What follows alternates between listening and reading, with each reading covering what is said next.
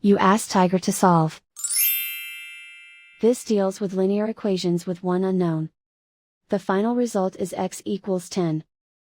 Let's solve it step by step. Simplify the expression.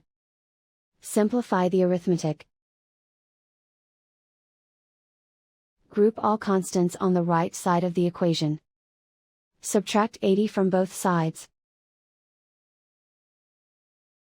Simplify the arithmetic.